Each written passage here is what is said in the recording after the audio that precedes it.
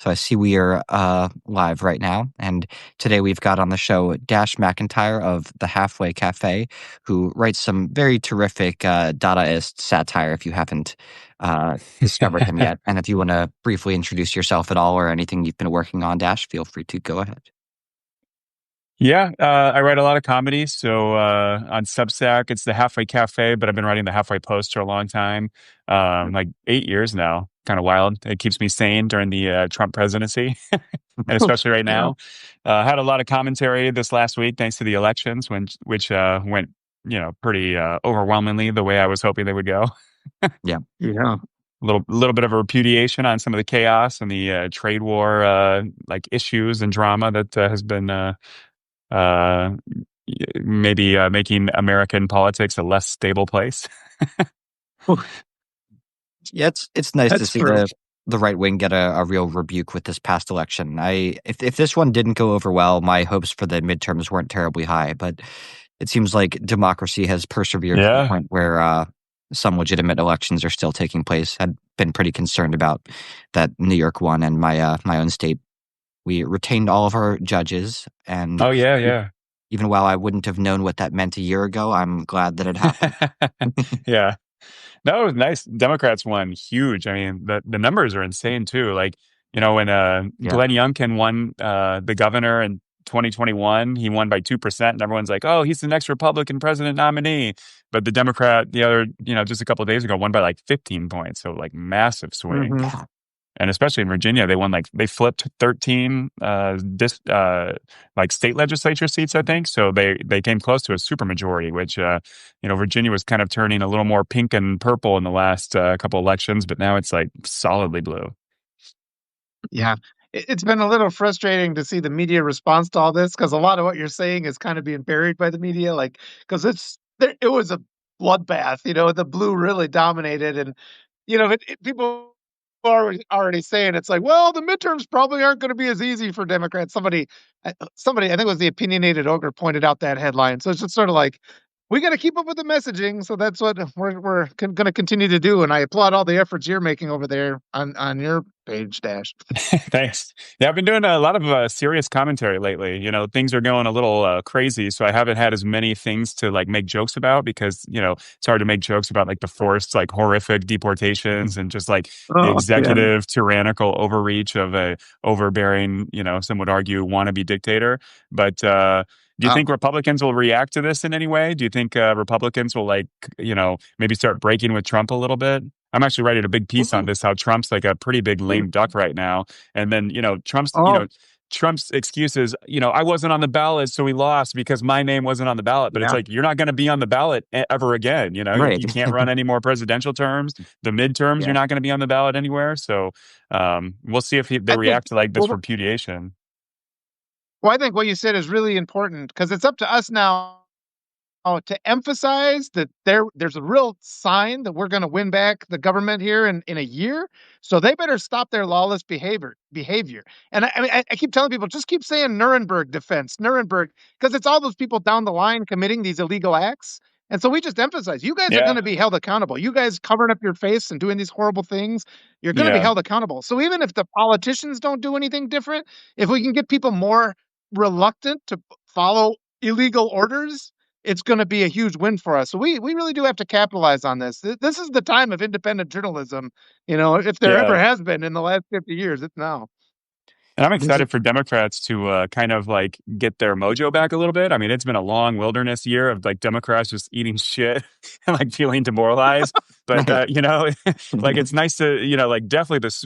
And I think it's a great lesson for Democrats. Like everyone wants to come up with like, oh, Mamdani won in New York City. We need like hardcore progressives. But then it's like, in Virginia and New Jersey, we had like relatively moderate normie Democrats win. And I think the lesson is not to go like all progressive or all normie and moderate. It's like, let's pick the candidates that are appropriate for their communities and pick the people who will win. And I wrote about this like Wednesday morning that just like, like I think the lesson here is that Democrats need candidates from their local communities who can win. And so like no more litmus tests. Like we got to have Democrats that are maybe pro-life, maybe pro-gun. They're not, they'll vote and agree with Democrats on 90% of the stuff. But the difference between Democrats, getting totally fucked over in the election and losing because everyone thinks they're preachy with these litmus tests of all these opinions you have to have or you're worse than Hitler.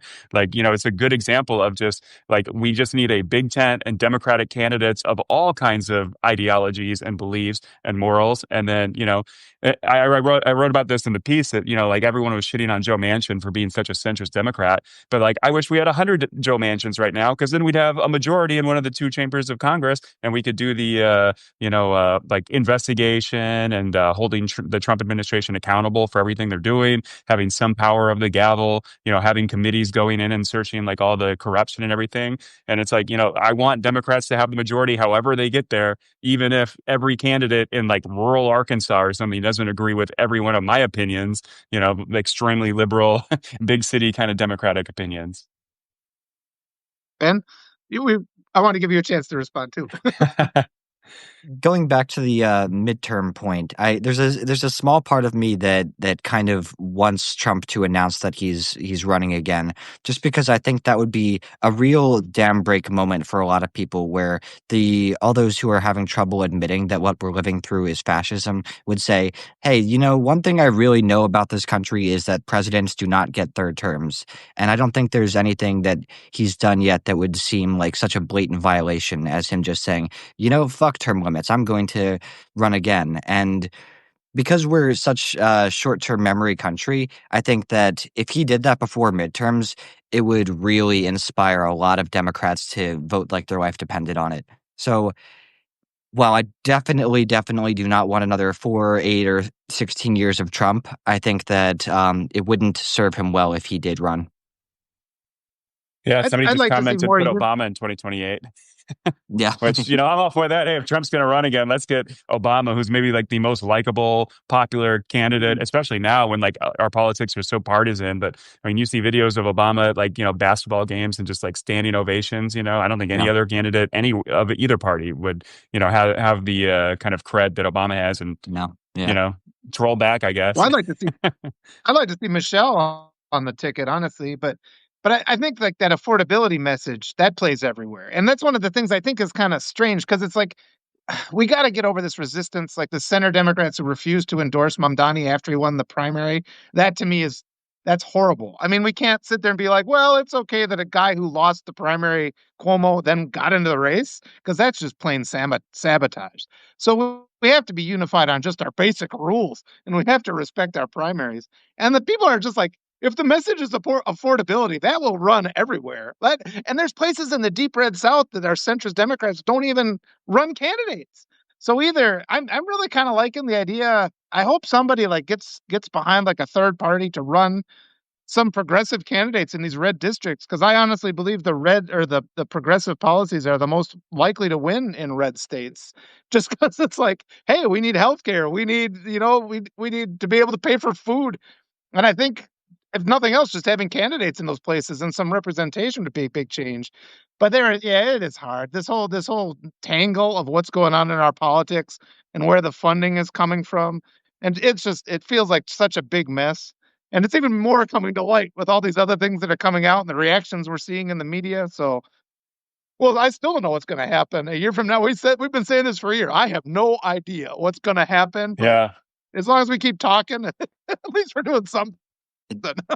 It's nice that we don't need to be in a total state of wallowing right now. It might not fully meet the escapist criteria, but nor is it just being dismal about the state of affairs, which is pretty much the opposite of escaping.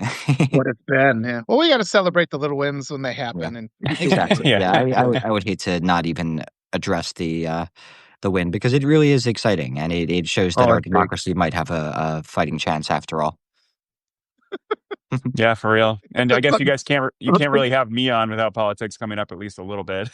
Right. It's impossible to avoid politics. Yeah, and it's just important to talk about it. It is, as long as we're kind of laughing about it and keeping it light. But we got to be going. We got to be fun. Yeah. Cut to a There, year from now when Democrats lose again. Trump gets they do a constitutional amendment to let Trump run for the rest of his life or something, or just hand power right to like Donald Trump Jr. or something, or Oh, eating eating yeah. shit in concentration camps a year from now. Oh, you're giving me a headache. when Home Alone 2 cameos are leading the country, politics and entertainment are intertwined, and Yeah. you just can't escape it.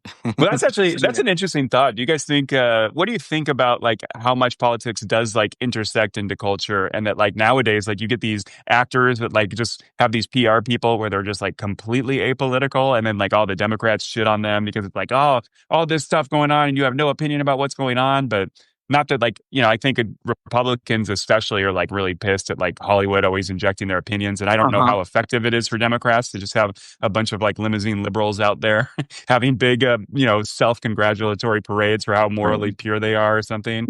But like when you watch movies and TV shows, it's like, you just can't, yeah, especially things like Andor. We talked about, I think the last time I was on your guys' show, Mhm. like, I mean, what is more politically relevant than everything that just happened in that last Yeah. season of Andor with like the Empire, taking just brutal power and like the resistance kind of rising up into the rebellion of the movies or whatever later. I mean, it certainly resonated with me watching it. Well, we did talk about how, like, during George W. Bush's presidency, we had movies like The Patriot, and then during Obama, you Yeah. have like 12. Then you have like 12 Years a Slave during the Obama administration. So it's Hmm. like radically different. And like, because The Yeah. Patriot is Yeah. basically just propaganda. Like, it's just like you couldn't come up with anything more ridiculous than The Patriot. It gets Yeah. absolutely everything wrong, and it's like, well, I guess so. Yeah, it's inevitable. The administration Yeah. would influence our creative minds, and it determines where the money goes, which Yeah. is a good time to say, please, everybody, support our our newsletters because Shameless we got to plug. be the voice of the resistance. Yeah, yeah, it Yeah. has to be a shameless plug. It's funny sometimes going back to those immediate post 9/11 years and seeing just how steeped in the terrorism paranoia all of these Yeah. movies and shows are, and they're Yeah. yeah, the vocabulary is just totally centered around it in so many of these Yeah. cases. Yesterday was the anniversary of November 5th, V for Vendetta. I remember when that movie came out, like Mm. kind of in the thick of the, Oh, first George W. Bush term or whatever. Like that movie, that was powerful when I first saw that. And man, it definitely struck a chord in the national conversation, kind of. absolutely. What a great movie that is too. Yeah, I That's need what to watch that yeah, again. It's been years, but I like that movie. That might be one of the most like impactful movies like I've ever seen. And granted, like, it was like my formative years and like I was hardcore into like the Daily Show and like very much against George W. Bush, back when I was in middle school and high school. So definitely resonated with me. I know they do the alliteration scene. They did that in my daughter's English Yeah. class. Well, this is what alliteration is, and he speaks with the letter V for like Yeah. 7 minutes. Right. Mm, that's a good one. Yeah, it's V for Vendetta was a really classic 2000s action movie. Or is it more of a thriller? But I really enjoyed that one, and I've gone back and revisited it a couple of times. And it, I actually just recently watched a Netflix version. I think it was like French or something, but The Count of Monte Cristo, which of course V for yeah, Vendetta is like heavily indebted to. But it was kind of interesting. I read the book like twice actually, like the unabridged version, like when I was in high school. I think I've read it twice in my life. It's like 16 or 1400 pages or something. But oh wow, I love this story. It's like I would read it with a smile on my face because I mean it's kind of relatable. Like just this guy going like hardcore, getting revenge against all his enemies and stuff. Not that I have many enemies, but it was certainly entertaining. What like living vicariously through this guy who just like so completely ruins the lives of the people who like fucked his life over. yeah. That version with Jim Caviezel and Guy Pearce, even though Jim Caviezel kind of went off the deep end in real life, he's had some pretty unfortunate clips. But that version of the Count of Monte Cristo, I revisit that one every now and then. But yeah, just such a classic revenge story. And that's Alexander Dumas. I mean, Yeah, and then it's come up more because people didn't know that he is black ancestry. yeah, Alexander Dumas is, and that I didn't know that until they mentioned it in the Tarantino movie. Which one was that? Django. Um, so it's just like the whitewashing of our history again is just kind of engaged. And so it's like even though the Count of Monte Cristo has been a film and a book that we've known all these years, that aspect of it has always been hidden. And so, yeah, it's like I was thinking too when we're talking about how our administrations influence our literature. I mean, there's the Hays Code, a great example of just blatant government censorship of film. So that exists too. But that's a multifaceted kind of topic there. That's a big one. So I'm Yeah, glad you yeah, brought that up. It's yeah. it's always funny looking back on the Bush administration and thinking just how serious my dad especially considered that point in time. And he earnestly did think that it would deteriorate to the point where we needed to hide in an attic or something as Bush's minions were going door to door and taking people out of their houses. And it's been so interesting and scary to see an actual threat sweep over the country. He used to speak a lot about the Nixon administration and how, oh Ben, you can't imagine what it was like to grow up through this and to each day see some crazy new breaking news development on the TV. Yeah. And as soon as Trump took office, he's like, Ben, this is a lot crazier than Nixon.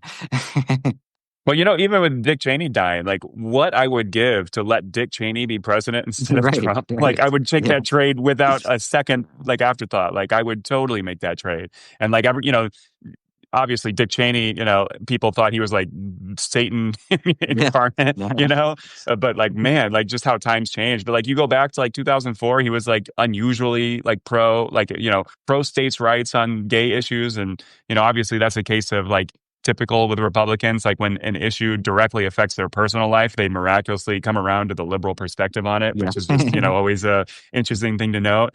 But, but obviously his legacy can't erase like everything. He had a whole bunch of jobs in the government for like presidents way before George W. Bush, but like obviously his legacy is just like Iraq and just Yeah.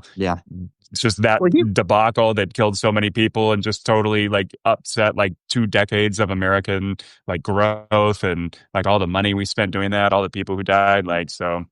Rest in peace, Dick Cheney, wherever you are, up or down, right? Yeah, it's down. I think down. I think Probably somebody down. like him though is just better at hiding his corruption because like the guy in charge now Yeah.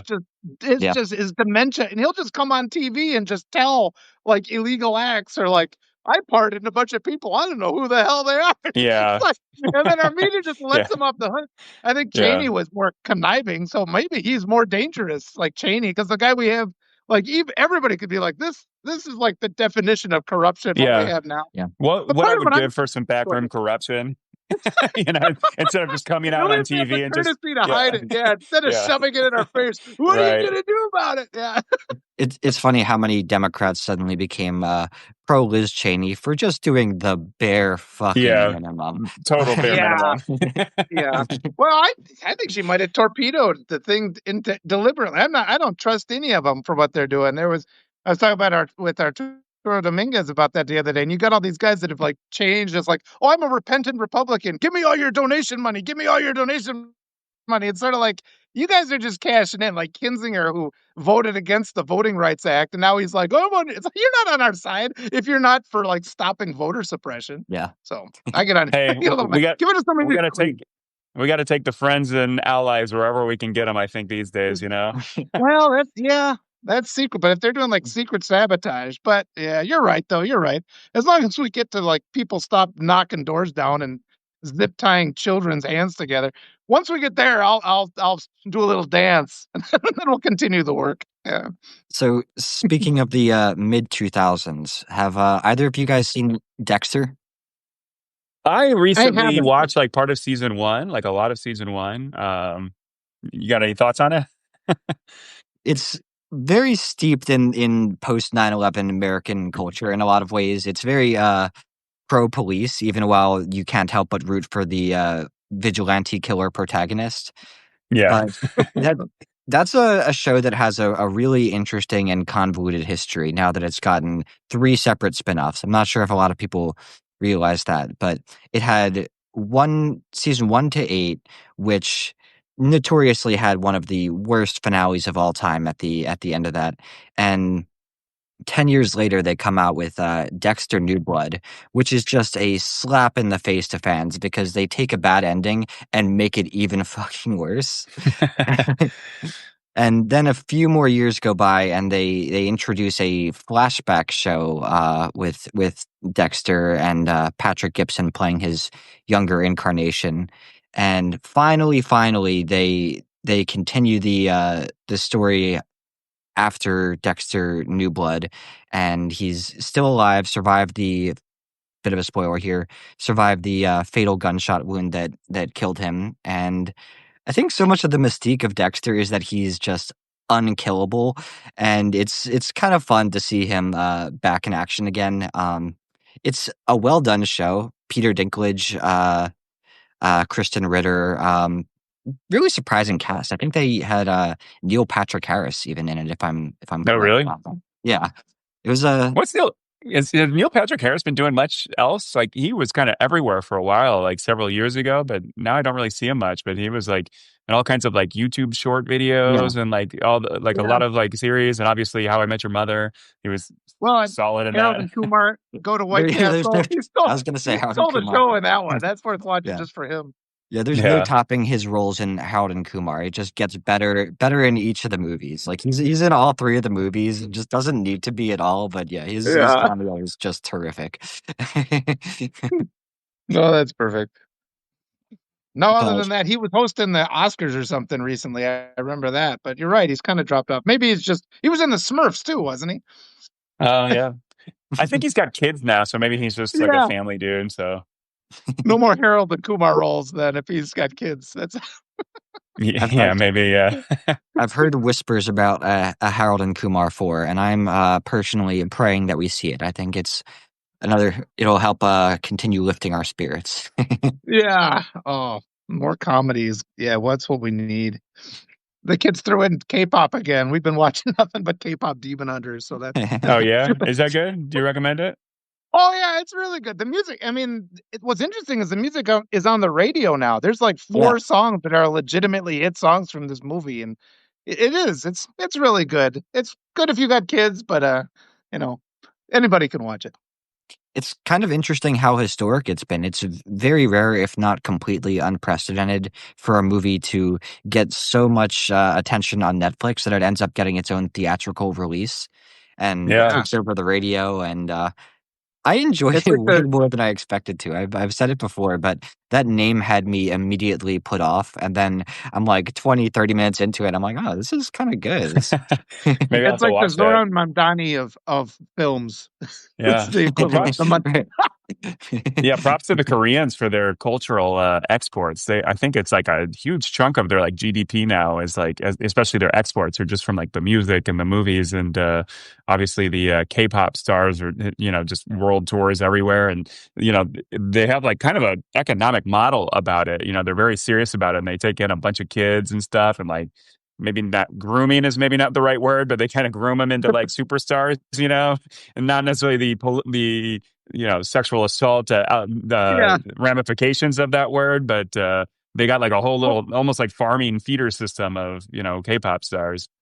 Well, I would say like the pure creativity of that film, because I'd watched like another like American. It was an adaptation of the Twits, the Roald Dahl book, and like the music in that was so bad. I said before, it's like it was the first time I could think of animated characters that looked embarrassed to be singing the song that they were singing, because the music Yeah. was so awful, and like the music is so legitimately like so much better in K-pop Demon Hunters. So it is. It's coming out of a completely different creative pipeline, like you're saying, than we have in the United States. But without doubt, like the creativity, there are limited options for creative people in the United States. It's very regimented. We got the gatekeeper system here, and I think a lot of our best talents just are not able to produce things here, like they are in other countries. It reminds me a bit of the Frozen hype back when that came out, and everyone from Snoop Dogg to myself was singing along with the soundtrack. But this one was a much more of an underdog. No one really saw it coming as just a straight to Netflix release. So that was fun to see. I've Yeah. watched it Yeah. twice now. It'd be funny if the North Koreans got in on this, if they like chilled out on Kim Jong Un or whatever. It's like, instead of building nukes, why don't I go the South Korean route and just try to get addicting pop tunes Yeah. to like export to the United States? We'll defeat the Americans that way. That's kind of Well, if brilliant. that happens, then good. That would be Yeah. fine. I'm not putting my money on it, but Yeah, I'm right. hoping. Well, what stuff have you watched lately, Dash? I've been watching oh crap, it's the what is it? Keegan Michael Key Mm. College Friends, I think it's Peel? called. I've been watching that. That's kind of interesting.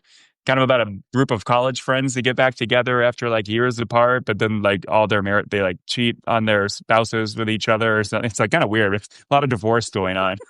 But it's kind of Okay. interesting. It's like kind of weird dialogue, but like there's like like truly gem moments where you laugh out loud from like a really good line. And it got kind of like mixed reviews, but I don't know. I'm kind of like watching it a little bit here and there, and it's entertaining enough to keep going with it. It's Uh, made me sad a little bit that Jordan Peele has kind of overshadowed Keegan Michael Key's career, and it's not totally undeserved, but he was such a driving force behind Key and Peele, and is so funny in his own right that it's kind of been a shame to see Yeah, him evaporate from the media just a bit. Like Jordan Peele has become a yeah. huge name, but I haven't heard a lot about Keegan Michael Key recently, so I'm kind of curious about that. Their Key and that's called Peele sketches are so funny and they So hold good. up so well. They have. Oh my god. Yeah. they do. That's called College Friends, or what was the name I of that think it's show? yeah. Let me look it up. I think it's College Friends. Um, but yeah, kind of interesting. And Friends from College is what it's called. Mm, Okay, yeah. they end up sleeping Yeah, with everybody. and, That's and it's funny. like 2 seasons in. So I mean, if you're looking for a show, I don't think the episodes are too long. But kind of for me, it's like kind of easy watching at night. Although it gets a little depressing a little bit because I mean, I guess it's like kind of the premise of the show. It's not too much of a spoiler, but yeah, but it's interesting. It brings up a lot of thoughts about like your own friends groups and like friends you've had for a long time, but then everyone's lives move in different directions. Yeah. And then like we just I wasn't able to go. I was working in Texas at the time, but a 15-year high school reunion just got together, so I wasn't able Mm. to go. I might have gone if I was Oh, free, but it's just interesting. You go to things like that, and you're like, 15 years later, it's like, what do we really have in common anymore, other than just our parents happen to live next to each other, and we took math class together in 10th grade or something like that. I you know was what? Well, we just had our 30-year one, but of course it got mm, that was the only like the first one I was going to go to because I was out of the country for the first 20 years, and so I was like, oh, this would be interesting. Where did you But the live? Where did you reason you live out of do the it is you're like, country? what happened? Go ahead. I was going to say, where did you live outside of the country? I was in Peru for the W presidency, essentially. Oh, okay. That's where I met my wife. So I was in South America. I was like, I gotta get out of here. It's too crazy. And Oh, then I'm like, gotcha. oh, we elected Obama. America's fixed. And then I'm just like, fuck. So that's sort of what happened. But like getting back to the high school reunion thing, it's the older I get, it's sort of like you remember these characters, what they were like, and then now you get Yeah, the benefit of what happened to them. So it's like, oh, so that's where that personality type ends up. So yeah, that's how you become kind of a wizard, where you can see the future because you've seen enough of the past. You yeah, see the yeah. pattern. And The it's more interesting people too, because I've like written about this a little bit, like some poetic ideas of just like, I feel like I travel a lot for my work. And so like a lot of my friends now are from this big team I travel with all the time. And we hang out in these different cities where we do these jobs. And so it's like really, it's a really good friendship where you're not really competitive. You're just happy for everybody because you only see each other here Yeah. and there and you have fun experiences with. But like, the friendships in high school, it's like you got all that baggage. Like they saw you throw up or pee your pants in grade school or something, Yeah. like, and then in the show, for instance, like one of the characters all call one character a Frosh or Freshie or something like that because she was like younger and the freshmen when they were all like juniors or something.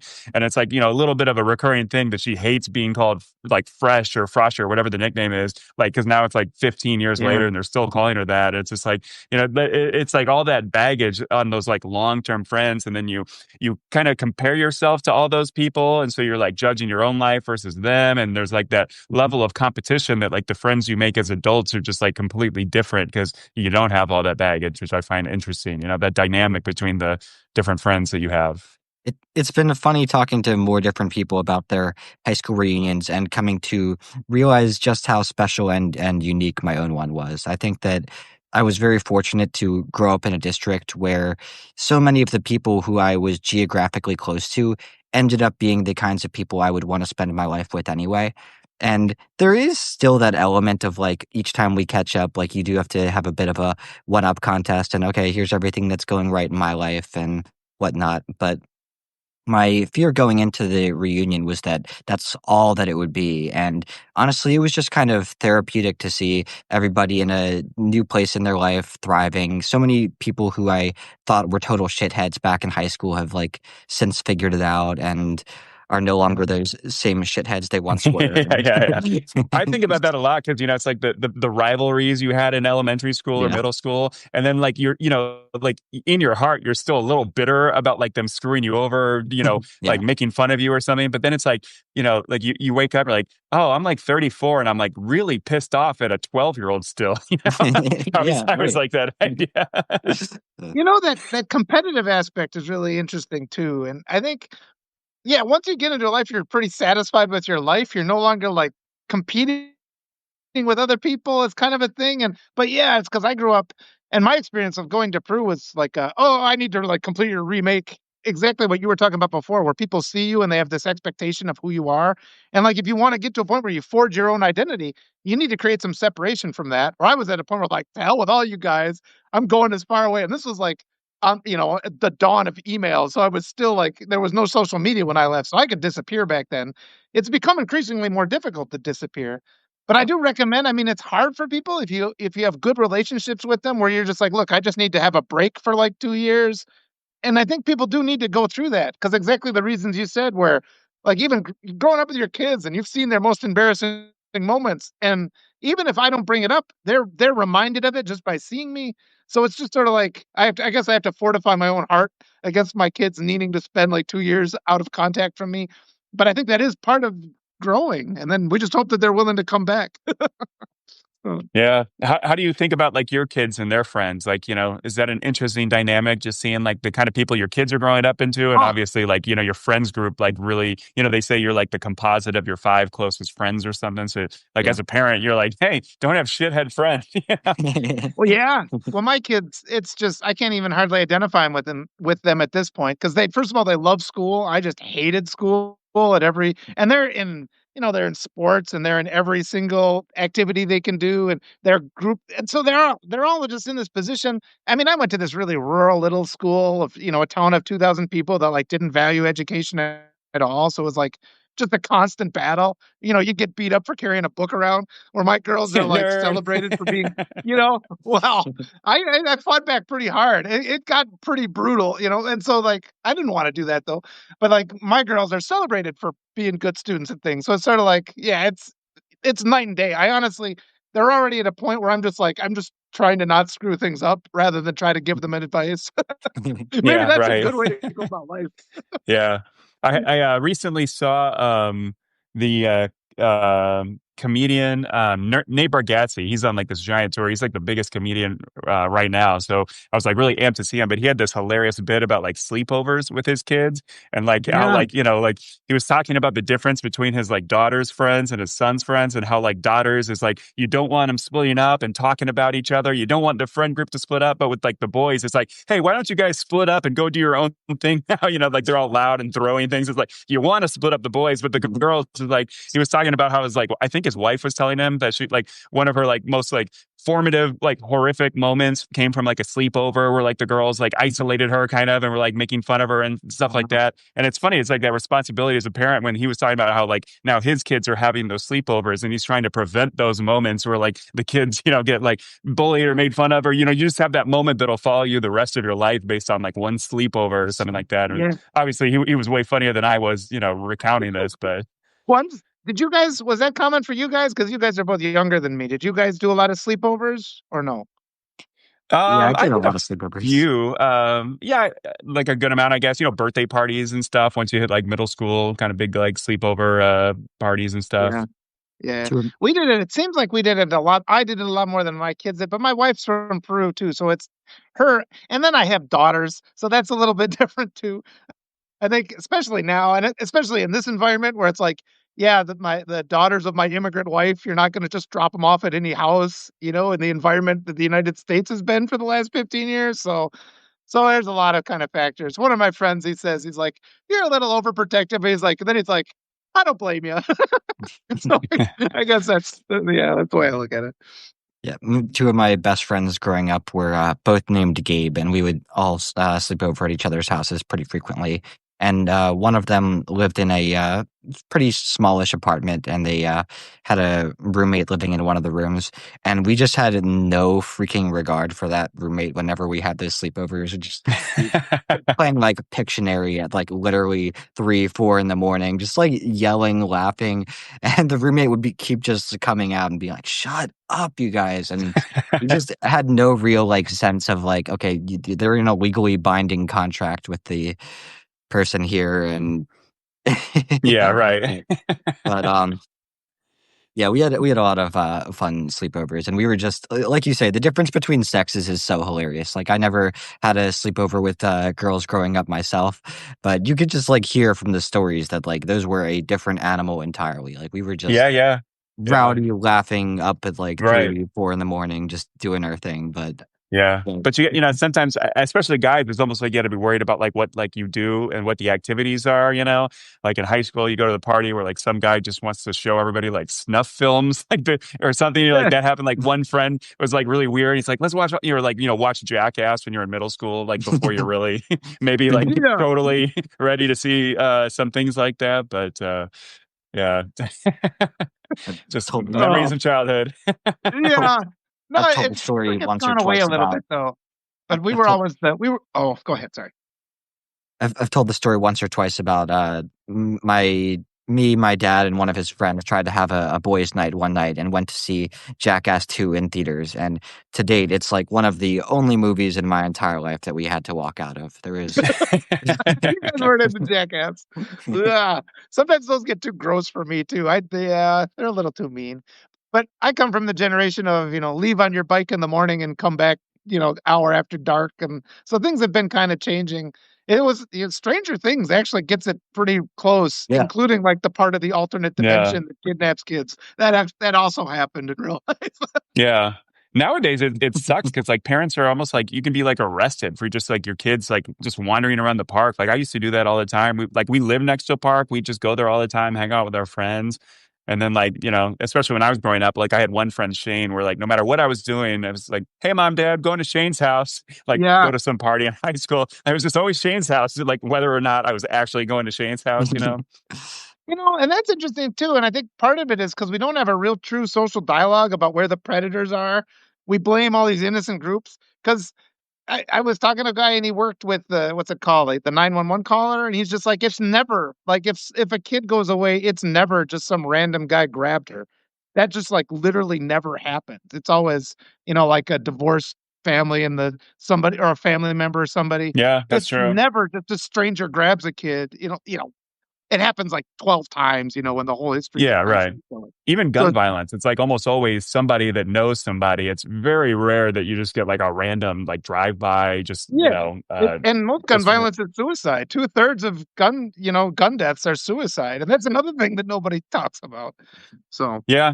I think about that a lot because like objectively, like everybody is so much safer than in the 70s. That like crime peaked literally in the early 90s, and so like it's weird we have this perception that things have like never been more dangerous or risky, Yeah. even though like objectively, no, everything is safer and less risky compared to like 50 years ago. 100 years ago, you could just kill somebody, kill a bunch of people and move like 40 miles away. No one knew yeah, who you were. No one could look you up. Like, like the amount of like probably just like serial criminals that were probably around yeah. everywhere like 100 years ago, certainly like, medieval times, like, Have you ever heard about? geez. But have you ever heard about the lead poisoning thing? Because when they used to have lead in gas and Yeah. In and the lead actually 1978, made people. they got rid of that. Yeah. Yeah, but the lead made people insane, and Yeah. it's like having it's like lead contamination, and I think it was about 1970 or so. I remember seeing leaded and unleaded at the Yeah. gas station. So it was just it made people crazy, and once they got rid of it, it stopped making people crazy. But it was sort of like decades of this, and the Yeah. crime rate That's one of started the going down. Yeah, that's one of the main theories on why crime peaked in the early 90s. Part of it was like they went overkill on the like anti-crime bills like Bill Clinton passed and stuff. But like a big part of it people theorized was just like in the early 90s, it was like that last generation of kids that grew up like inhaling all the leaded gas fumes everywhere, like in traffic. And like you finally just had like kids like brains not be lead poisoned. I was fortunate to grow up with graphite in my pencils and something other than the lead in our paint. But Did anybody Yeah, ever that's stab true. you with the pencil and leave it like uh, broken off?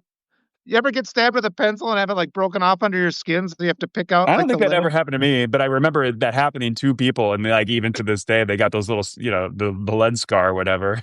did you guys ever do paper wasps by any chance? Do you know what paper wasps are? No, what is Uh-uh. it? Okay, I'm glad I get to tell you guys for the first time.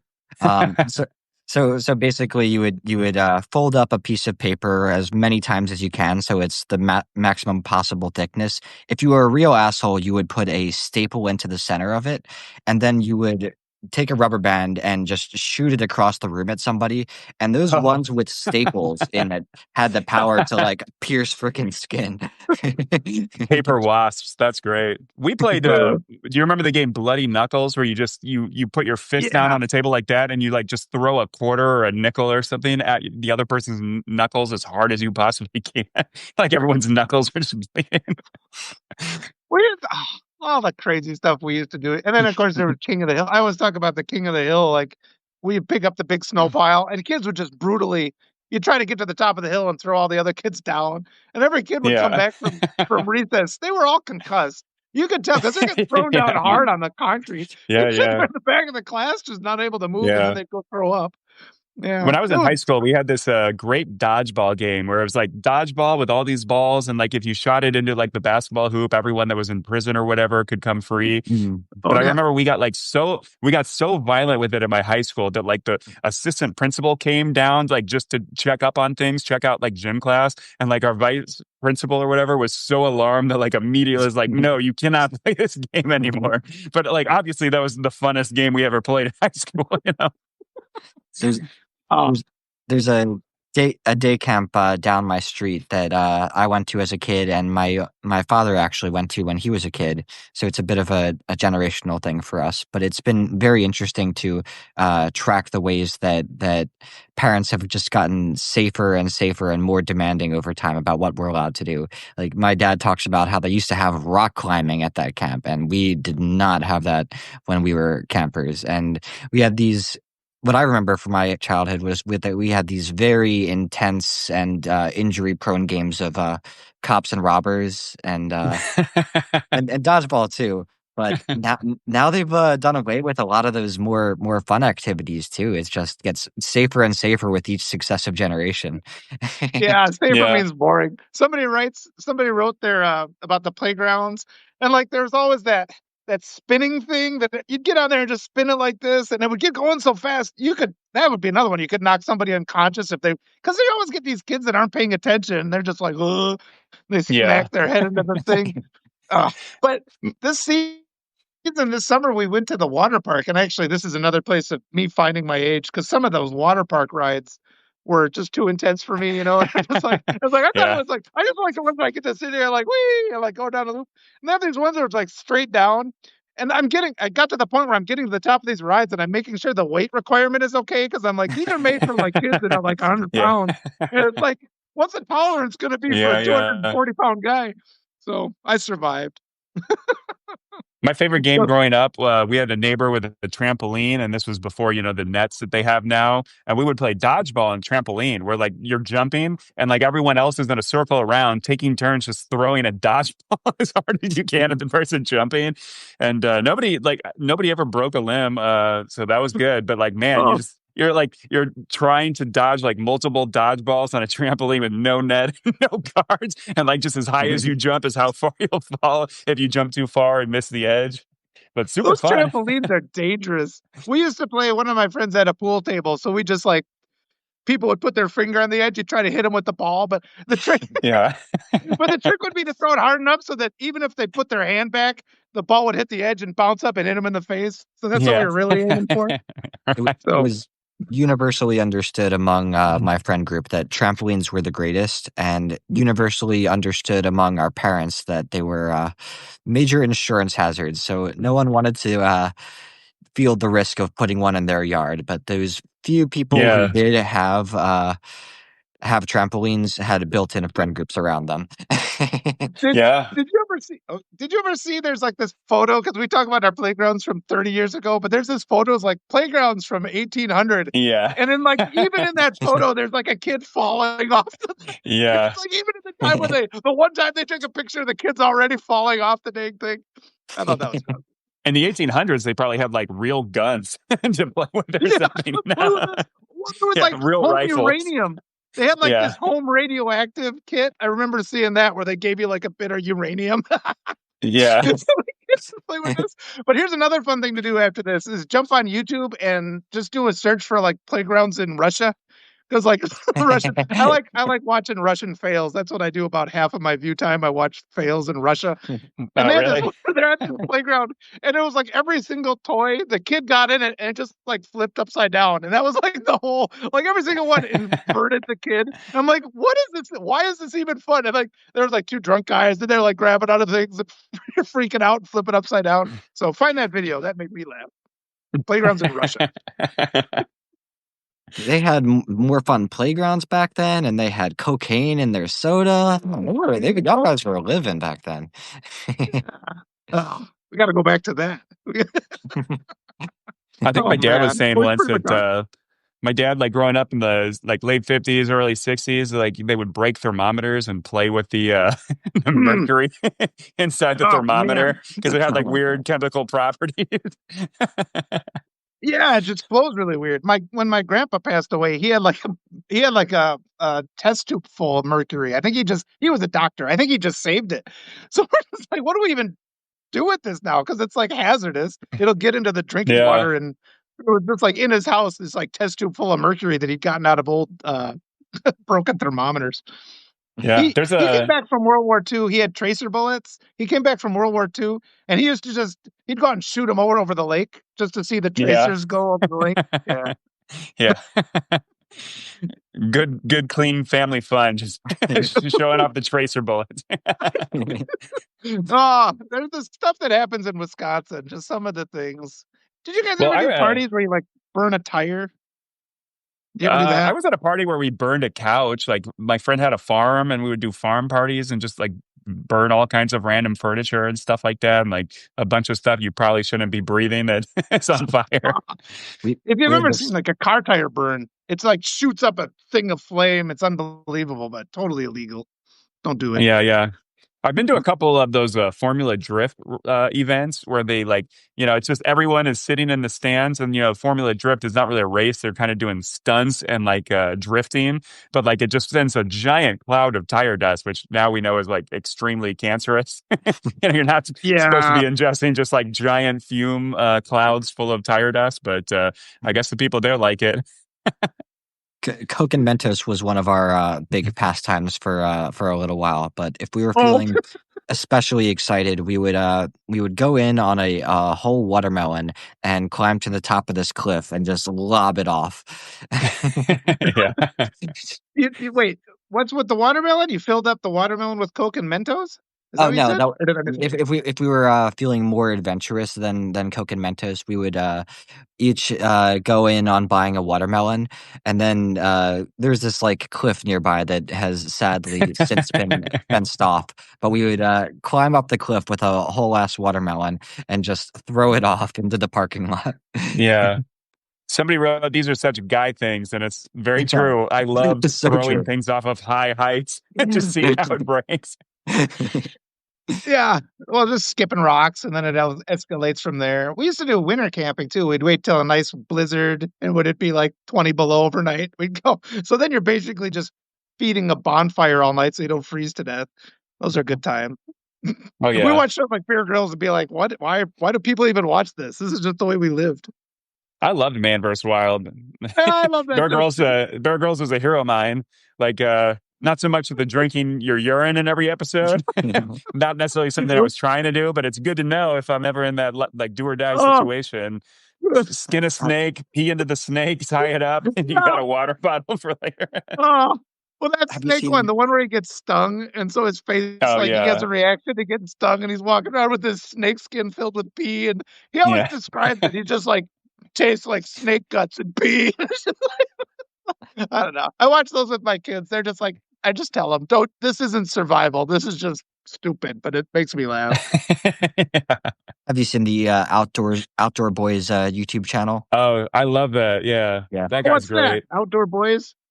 Yeah, you would enjoy that, Walter. I get Right. a real vicarious thrill out of that one. It's this guy in his 40s or 50s probably has a couple kids of his own, but he goes on the most intrepid adventures. Like it'll be like sub 30 degrees and he's just talking about how to survive and yeah, this one veered away from Yes.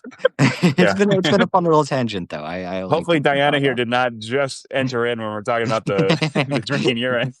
I'm glad she's got that Yeah. laughing emoji there, so that's good. Otherwise, I would have Yeah. been worried. But she gave us good Outdoor Boys laughter. is great.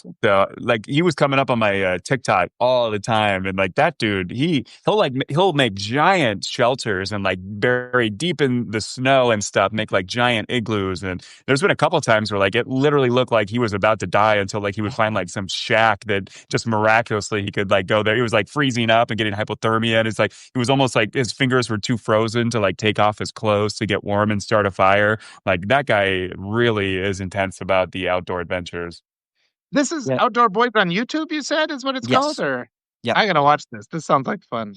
I Yeah, just it's a watch a lot treasure of trove. TikTok clips if you want like a smaller dose of it or whatever. But there's a Okay. lot of a lot of those accounts that just like steal other people's videos and post it on their own. But it just kept coming up on my algorithm. So apparently the algorithm knows I like Yeah. wilderness survival. Diana says it's not that shocking because she grew up in the 60s. So that is interesting. I'm glad that other people had these kind of experiences. There was another one I was watching. There was this dude. This dude was like really bad at putting together his electronics. He kept like starting out like it was going to be an instruction video, and then he'd get a shock, and it was just watching this guy over and over again was making me because he got some really bad shocks. Yeah. Then he'd crash. Yeah.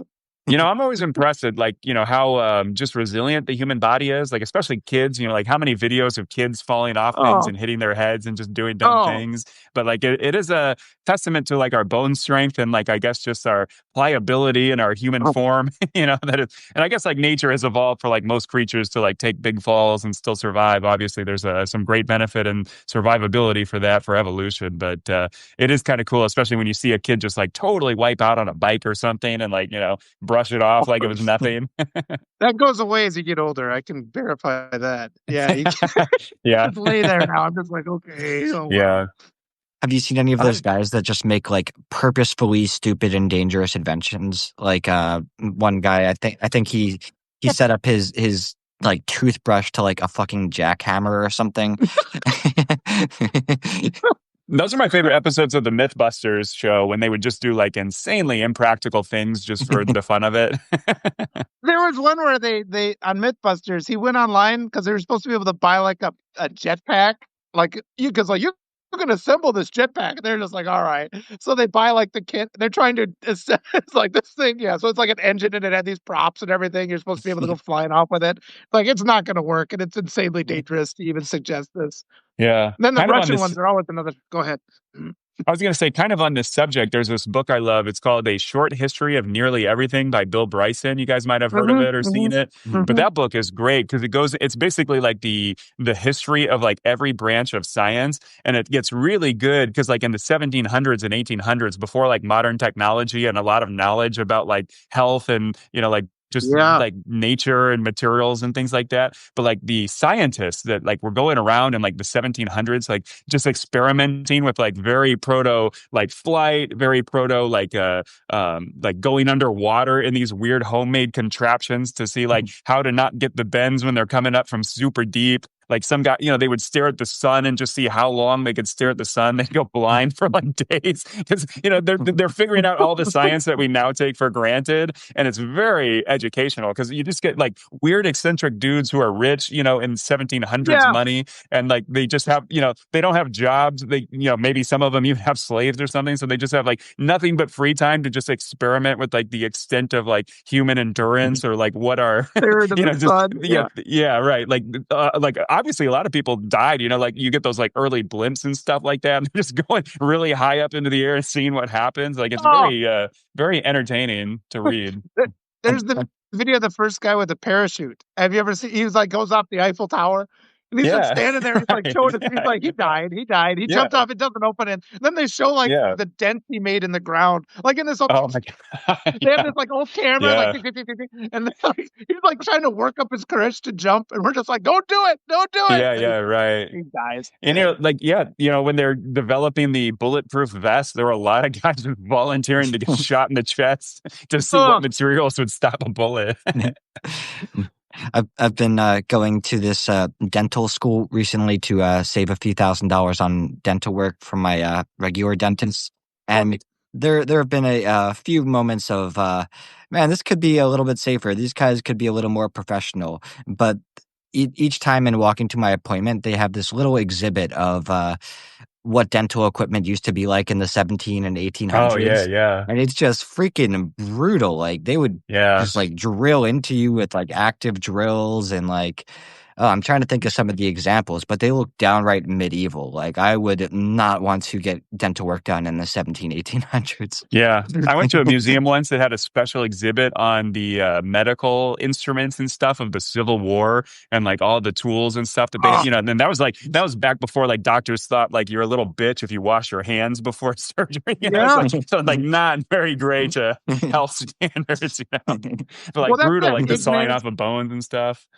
Well, that guy, the story of Ignaz Immelweis, I think is his name, and he's the first guy he studied it. He's like, why do all the babies die in the hospital and not in the midwife center? And he's just like, well, the only thing I see different is the midwives are washing their hands. And he Yeah, proposed it. He ended up being just discredited as a doctor. He ended up getting beaten to death in a mental yeah, institution. And yeah. this was his. He was like, Right. just wash your hands. And they're like, they Yeah, for kill him for real. that. Yeah. Yeah, you're right though. It's just like all those failures though are where all the discoveries happen. I remember reading an article about the first airplane hulls because they used to go by like failure point versus like fail safe. And they just like Yeah, anticipate the number of hours these airplanes could run, but they had the calculation off. So the first airplanes, these were like the ones with the pressurized hulls. The first ones were blowing up like you know, when they'd gone only half as many hours as they thought they could fly, they kept falling out of the sky. So then they had to completely rethink how they were making airplane hulls. But yet, every single time we've had a technological advancement, it's because of a tragedy where like all kinds of people died, whether it's the yeah, parachute or airplanes or dental yeah, work or anything we're talking about. One of the interesting things about watching this new Dexter show is that it really kind of shows that technological divide between just as recently as the mid 2000s and the 2020s. Because in the earlier show, like people do have cell phones, but they're not like these crazy smartphones. And now in the recent season, I think that one of the bigger fumbles was trying to integrate the world of like smartphones and Uh, AirPods being used as trackers into the plot. And it just like it was a fun reminder of like, wow, the world really has become much more of a police state in the last 10, 15 years alone. yeah, yeah. yeah, yeah. But it's interesting. I was reading up on like the history of like cell phones and stuff, and it was talking about how like really it wasn't until like the early to mid '90s that almost anybody really had cell phones, even though the Yeah. technology kind of got started in the '70s. But that's like my lifetime. We are one generation away from like Yeah. not being able to just call people from anywhere. And then you go back like 100 years, and like nobody had actual phones. So like the whole idea of just being able to contact somebody without literally being in the same room as them is like literally like what is that 3 generations, like 100 years, and it's insane, like just how much progress we've made in such a short amount of time. And now we're living at this, like, the peak for right now, but obviously 100 years from now, Yeah. like, we can't even imagine the technology, and we'll look like dumb little provincial rubes here while we're like, the three of us are talking in a joint call. Like, and this is like groundbreaking on Substack. It'll publish right to a podcast afterwards without us having to do anything. And like, this is just Yeah. so cool and futuristic. But this is like, it's like imagining like Lincoln, like being, walking down the muddy street of Springfield, Illinois, and it's just, Yeah. it's amazing how times change. But we're really, I mean, like most modern things are like 1880s plus, like most culture, most new things have only been around for like 140 years tops, Yeah. And it's kind of interesting to think about it, just how Yeah. little life changed for so long and now how fast life is changing. I think you've tapped into something really important because I think we're at this turning point in history because in the past, something new could come along and then the writers would kind of predict all the potential bad things before that thing became so populated that, you know, we couldn't be prevented. But now, like these new technologies are so powerful, and everybody gets them. Like the nefarious actors are able to just do horrible things before we even anticipate, Yeah. as a society, how to prevent it from happening. So, I think Yeah. that's a big part of what we're dealing with, like all the proliferation of bots, with propaganda messaging on the internet and social media and all things like that. Mm. It's radically transformed society faster than we've been able to anticipate the problems it could create. So we just have to live through them. It always frustrates me a little bit when a new iPhone comes out and the general narrative around that is like, oh my God, change a little bit more. These are just incremental improvements, da da da. But the fact that we live in a world where we're able to release iPhones that improve anything at all on a yearly basis is Yeah. just astounding to me. And like you were saying, Dash, there was once a time when whole millennia could lapse and the world would remain a familiar place. And now to look at the world today is just an entirely different experience from looking at it 10 years ago. And we really are living on a parabola. Yeah. Parabola. Yeah. Parabola, yeah. Did you ever? And there's another weird thing that's happened though too, because somebody said like if you take office attire from like 1990, it looks exactly the same. Like at some point, like we were watching the Brady Bunch, and it's like okay, they're dressing totally different, but now it's like the way people dress doesn't change anymore. It's like, I don't know about that conformity thing or what's going. It's a little bit weird. I guess it's maybe some of the stuff that should creep us out more isn't as obvious as it should be because it's like Yeah. why doesn't fashion change anymore? What happened there? So I think that's strange. Well, nowadays it's like there's not, things move so fast and there's so much individuality. And I think with the internet where you can just see a million things. So like a good example of this is like I think Bill Burr was talking about like drummers. It used to, they used to have like in, like the grunge era, like just, in Seattle, it's like just the people around you taught you how to play music a different way. And then that blew up into a big thing. But like nowadays, it's like a 5-year-old is a better drummer than most drummers from 50 years ago. Yeah. Right. Yeah. And just because they're just watching videos and they can see any style, any person,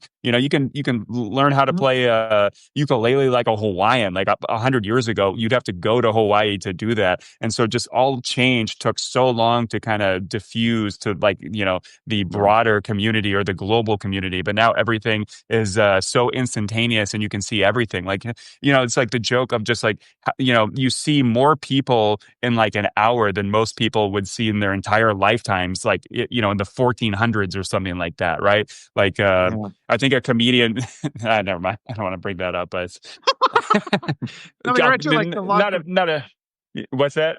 well, like the loss of regional dialects too. Like there's going to be Yeah. a conformity. Yeah, of that. right. Yeah. Yeah, for sure. And now you just have access to literally everything. And it's probably what's driving us so insane and making us all depressed is just you're just constantly scrolling people on vacations, living in these beautiful homes. It's like you're just more aware of ever before that like there's so many more options. And I think Yeah. people are so depressed because, it is kind of a mirage. You're seeing people's greatest hits that like everyone's like best moments that they put everywhere on social media. And then now more and more, it's like not even people It's like, Facebook is like you never see your friends' content anymore. Everything is just other people. And so like, I saw an interesting thing Yeah. talking about this TikTok trend of making boo baskets, where like girls want boo Oh yeah. baskets from their boyfriends, and now it's becoming a big thing of like these girls are like depressed. My boyfriend, my husband doesn't love me. He didn't give me a boo basket for Halloween. It's like this thing did not exist 6 months ago, and it's just a TikTok trend, and it's done by influencers who are making money off this, and their boyfriends didn't do it. They did it for themselves for the video clout, and it's just like it's driving us insane. We're just constantly, talking about like comparing your lives to others, so like the people you went to school with, like we were talking about earlier. You're comparing your life to like everybody on the entire world now, you know? Yeah. The whole globalization trend is kind of a plus and minus when traveling because you don't really get that experience of immersing yourself in a completely foreign culture in the way that you once would have. And Yeah. there's nobody I meet on these trips out of the country where they're just completely unaware of American culture and our state of politics, and it does kind of detract from the sense of immersion that you would feel. And I think it can be helpful when you're a new traveler and you're just facing all of this for the first time yourself and it's all unfamiliar, but it really does take away from that sense of immersion. Yeah. I think it's interesting what you're saying too, because my thoughts went back to the Hayes Code again, because we had, with when they had the Shout out new to Hayes. technology of film. Well, they had the new technology of film, and so they instantly implemented this could really screw people up if we show them a bunch of things that would destroy society. And now we have all these other technologies that are so much bigger, and we don't. And it seems like we're going to need some sort of a rational approach to handling these algorithms, like you said, because they've all been pushing hate content. That's another thing that Yeah. happens. Like on the end, you still can get away, but I mean, yeah, just encouraging people to have days where they're logged off from the internet. Even that's hard to do. That's basically been our tactic since the election, is to just watch cartoons, watch the Brady Bunch and cartoons from 100 years ago, which are weird, by the way, like really weird. All those old cartoons. But yeah, we'll have to have more talks just about what kind of, how do you handle the algorithms and just all that data that we have access to. What's a responsible way to handle that? I don't think there's an easy answer there.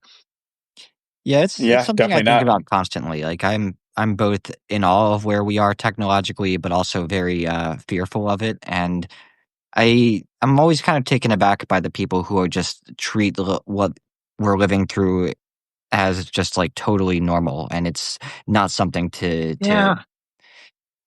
to find remarkable. Like it's certainly got its pluses and negatives, but just like you were saying before, Dash, the fact that we can have these conversations and be in different parts of the world, different time zones, and still see each other face to face, it's so remarkable that it makes me feel like the story that these times will ultimately tell isn't necessarily going to be a bad one. Like we jump right to the climate change and the state of the politics and forget how incredible it is that we've been born into these achievements. Mhm. Yeah, what do you think is the bigger problem though? Is it the algorithm? Like, do you think in some sense that there should be gatekeepers? We need more gatekeepers in like our Mhm. digital lives, and like not having such unfettered control will be something like our smart, like psychologically we should treat like social media and just the endless scroll like a drug that you should not be, like teen girls should not be spending 8 hours a day Hmm. scrolling like every single day. Like, Well, maybe yeah, I don't know. maybe the Is it answer a is personal No. no. responsibility thing? I would think maybe the answer is no gatekeepers, where it's merit based, because what we have now is we have somebody selecting what we read, and this gets back to what we were talking about. Because I just don't trust the literary system in the United States. I don't think the books they're picking are the right books. It's like, and we see that with K-pop Demon Hunters, where you get something from a whole nother system that's so much better than what we can create here. But yeah, I don't know for sure. I guess I'm scared of these false narratives that are pushed as if Yeah. they're popular. I mean, who decides what songs are on the radio? I kind of like the local college station where they never played the same song twice. They'll just throw on some song from some kid sent in a song, and Yeah, it's like, oh, I could go track that down, and I get to be right. Yeah. exposed to new stuff all the time. Whereas if it's regular radio, it's just Taylor Swift, Taylor Swift, Taylor Swift. I've Right. had enough of Well, her. is the problem then the algorithm? Because I mean, like algorithms are kind of gatekeepers in their own ways, especially when you have a Yes. private company that can, manipulate the algorithm to, turn you against your own government, or like, nowadays there's not that many companies, but imagine in the future where you have way more, like, it's essentially like companies with their own algorithms that are competing rather than just like Facebook versus Instagram. Yeah. Maybe there's like 10 Facebooks and Instagrams that just, hey, Right. ours is the super liberal algorithm or, whatever. Like at a certain point, like, will it even match ours? And I guess then you get into the kind of like dystopian fears of like, Yes. Big Brother and government and stuff like that. You're right. Yeah, These are we, these are important things to discuss. I mean, yeah, control of information is what it comes down to. And I guess maybe we just have to sit down because you're framing this in a way I haven't really thought about before, and I think that's really important. Like, how do we even make a system that would be fair and good for humanity? And we haven't even started talking about it, really, right? Like, what are the yeah. characteristics? Like, fact checking would be nice. We have the ability to, when politicians speak, we could instantly fact check. That would be a good thing, But right? But how then do you it's like, well, have who's that? doing the fact checking? Yeah. Yeah, how do you have that? Because like Wikipedia, there's fact checking, but oh my God, like there's articles where people have been fighting each other for literally like Yep. 10 years Yep. about like one line and one Wikipedia page. And like, like how do you have like where's the neutrality, or the Yeah. objective facts? Like at a certain point, when you have so many different perspectives that are able to have the kind of weight on social media that Yeah. is there any objectivity? Is everything just purely subjective? And then the speakers will adapt too, because I was on a talk the other day, and the person I was talking with, she put it through a fact checker, and I realized I just never cite statistics, and I speak in a way that it's like, well, it's this, but it's like not something that you could ever really. And I've adapted this without even having been subjected to fact checking before, so it's like pretty quickly human beings will adapt again. But yeah, not no easy answers, but these are Yeah. important questions nonetheless. What do you do with your kids? Do you cut them off on social media or anything at a certain point? Are you worried about like what they're viewing? Do you have like parental controls? They don't use social media. I don't have they've got flip phones. Like, they don't have but they get on stuff. They don't have social media accounts. But we How old are they? How old are your kids? I got a sophomore and a 7th grader.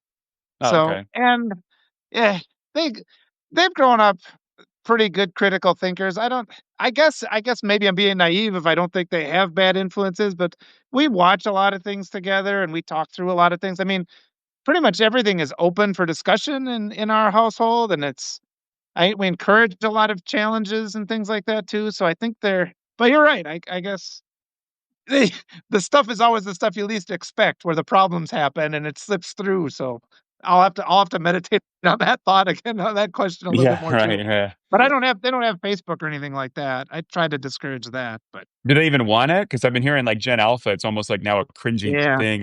But not Gen Z, not they and they're like don't. so obsessed. Whoops, we're getting a little bit. Yeah, my No, they my don't want it. my parents gave me free reign over the internet when I was younger, and I think they were the most base level restrictions that they tried to have with me. But ultimately, I there was very little that I wanted to see that I couldn't see in those early days on the internet, and what that resulted in was just me and my friends watching the most fucked up, raunchy shit sometimes, and like Yeah. I I don't think that I could give my own kids, if I ever have any, just free reign over the internet and TikTok. There's just too much shit you can see. I'd hate to be the sheltered parent, but man, Yeah. it's there. Yeah, there are no easy solutions to any of these problems, and they're certainly big conundrums. I'd be Yeah. afraid of I mean, them having some guy send them messages or whatever. You hear these days when people are like, Yeah, "This is my internet boyfriend," and then they like get a car and drive to meet somebody, and they're never heard from again. But I don't know. Yeah, just teach them critical thinking, and then you got to trust them a little bit, But no well, easy nowadays answer. it's almost like the joke that you have to babysit your parents online. They get into the algorithms, and now it's like your dad and mom are like just obsessed with Fox News and like Yeah, Breitbart, back in the day, and it's just like you get in these rabbit holes where they don't like you have the critical thinking, or like they didn't have the childhood like the people today have of like growing up with the internet and things like that.